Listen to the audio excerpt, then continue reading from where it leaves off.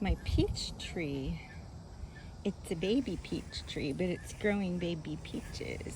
Uh-oh, bugs. I hate bugs. Very pretty. Love it. This one is a pear tree. I'll get rid of these bits that for some reason don't look good at all. No telling why. You know, it could have been blooming and we got a freeze or something. I don't remember.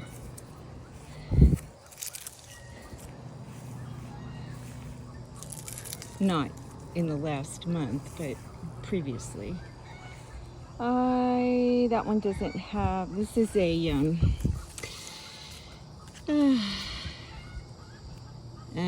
D'Anjou pear. And this one, I believe, is a nectarine. And it did flower this year, but it doesn't have any little fruits on it. I think I better spray them. Texas, look, yeah, see, I have leaves rolled right here. I need to spray them. And this is a pear tree that you really have to cook the fruit if you're gonna eat it. It's so hard. Or give it to your animals, whichever way. I do both. But you can see we have little pears. Last year, the squirrels took all my fruit. And I didn't get any from this or my plum tree. Let's see. Now the plum tree did have flowers. I see a couple flowers still. So we'll just hope there's a couple fruits. Now I forget the name of this, but it grows sort of a blue oblong looking plum and they're so good. Yeah, I still see little flowers, so hopefully it will get, and then that one over there, right there, is a peach tree too. And it has fruit on it, so hopefully the squirrels leave my stuff alone. I put wind chimes in the trees to hopefully keep, the squirrels from wanting to climb in them. This is a pink lady apple tree, and this one is too. They grow super good in, ooh, look. They grow super good in Texas. They do well here, so that's what we planted here. Oh. Anyway, everything's looking okay. That poor old rose there is really old, and she doesn't look too good, but her flowers are still so pretty. My grapes are doing well. And I don't remember, I think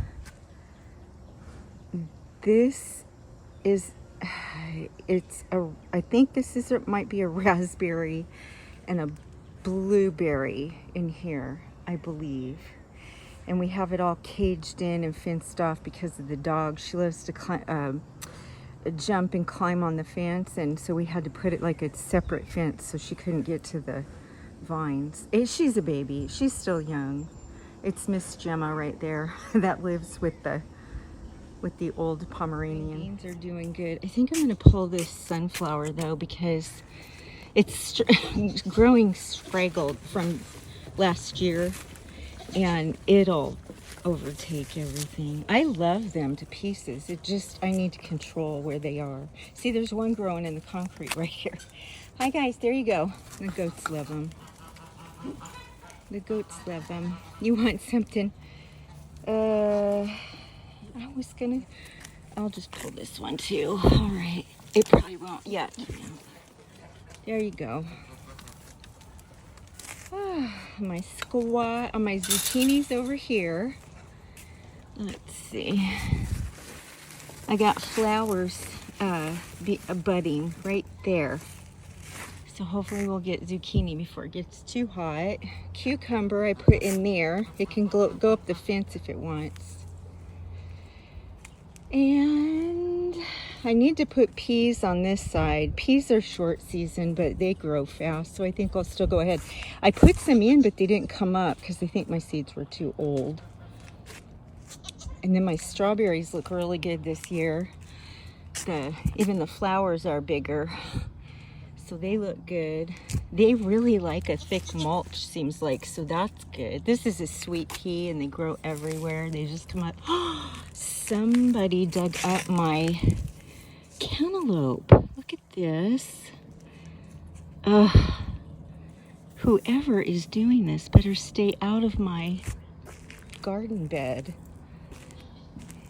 Watermelon, cantaloupe. And yes, this is enough space because I keep it, if you keep it so that you just get a few, it's hard because you want to let them go wild, but if you keep it cut down so that it'll just mature, you know, the melons that are tight, it works fine. There's a sunflower. I'm probably going to leave that one, and I have peppers. There's another one. And I have all kinds of peppers and tomatoes everywhere.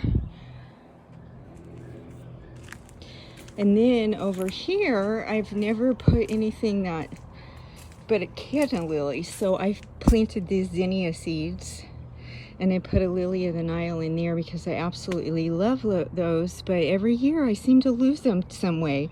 The one year my husband dug them up, not knowing they were a plant. So anyway, I bought another one, and let me try again. Have something on this side you want, mister?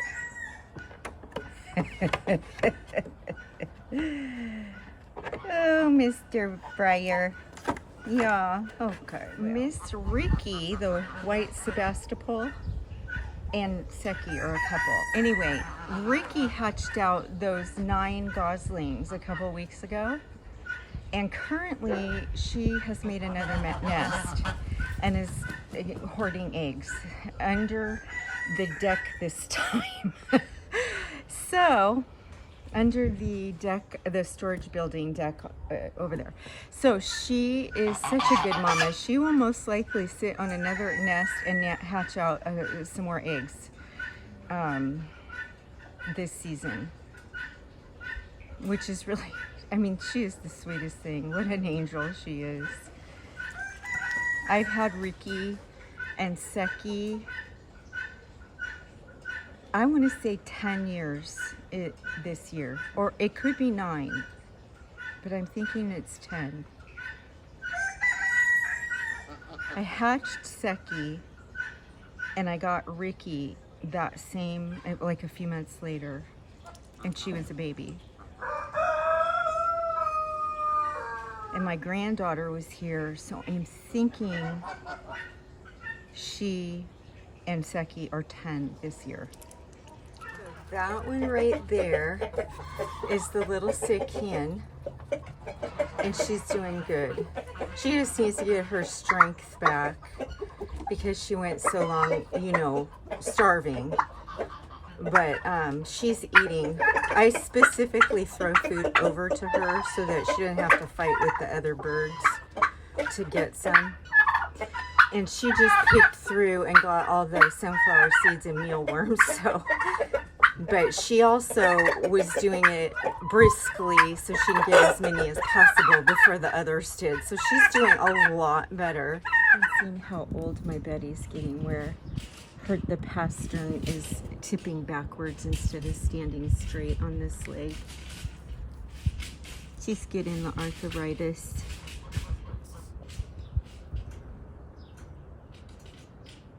She's getting to be an older girl now, and she's got crazy hormones. We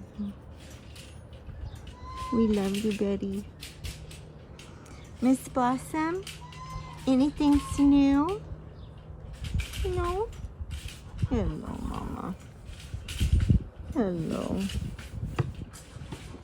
Yeah, she's been with us a long time, too. Her whole life. Well, hi, Mr. BJ. He's a year older than Betty. So he's 9. And Burley, that we lost the beginning of the year, was 10.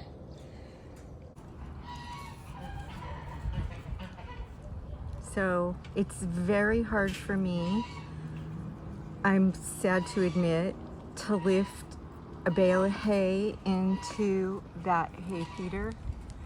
So I can get it out of the storage and put it in this wagon because I can drop it in from a porch. But my back's already hurting today, so I decided to put it on the wagon and just roll it over here because the boys have some hay left in their feeder, but the girls and Ronan has been actually stepping pretty good on his leg. So I thought maybe I could get some video of that. Freya and Ronan were supposed to go home yesterday to their forever homes, but their mama had to work really pretty late, so we opted for her to just get some sleep and come on over today.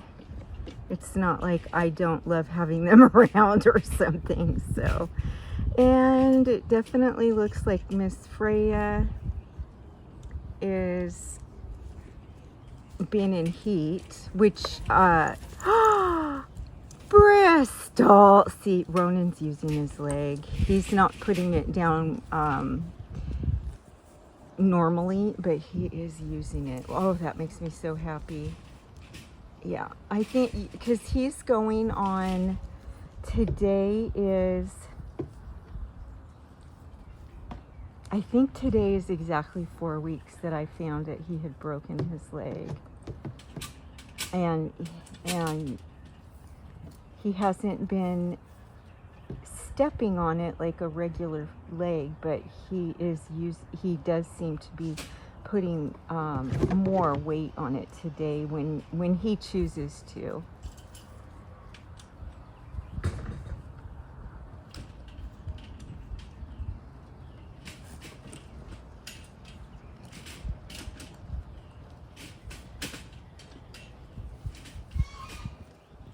So it's good. His foot looks good, which it didn't look good initially. It's still healing from being super swollen, but you can see he's able to use it. Like, he has feeling. You can see he's tempted to use it. I think he might just be holding it up because he's still got the. Did you got one of your bands off? Oh shoot. Anyway, what I was saying is Freya, yesterday, the little doeling she is probably, what are we here? February, March, April, May. Yeah, she's about 3 months old, and one of the bucks was carrying on, at the other side of the fence over there, but I don't think he knew who he was trying to carry on to. He just smelled something, so but I can see that that it was her that was in heat, or may still be, but he's not bothering. He's not over here annoying me, blubbering at the fence. So hello, miss, you going home later? You're going home, Dolly. Get the love 'em up treatment so that she gets more like Freya is here to me. And my Betty, that always has the cystic ovaries, and her bag has been filling up, and her behind is all bloated, just as though somebody was getting ready to go into labor, you know. And like I said, I don't feel a kid. She has been with bucks, but that doesn't mean anything with her. She hasn't cycled, but that doesn't mean anything with her. She's 8 years old, and her hormones are a mess. So I'm assuming she's getting ready to release a cyst. and not actually go into labor, although she's acting like she doesn't feel very good today, so hopefully it's sooner than later for her. And I hesitate to give her medication at this time in case I'm wrong and there's a kid in there. So I'm giving it every opportunity to, giving her every opportunity to actually tell me which one it is, you know. That poor thing just has a really shameful udder. Yeah, that didn't look like she really had a nice pee, does it? Now look here. This is my boy. This is my little Ronan. You hate me, remember? Oh, but I always loved you. Yeah, she's definitely acting off. So,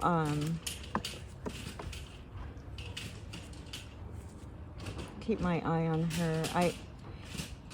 If she doesn't actually give birth, then I can give her a shot of Sisterlin, and it will cause that the cyst to let go.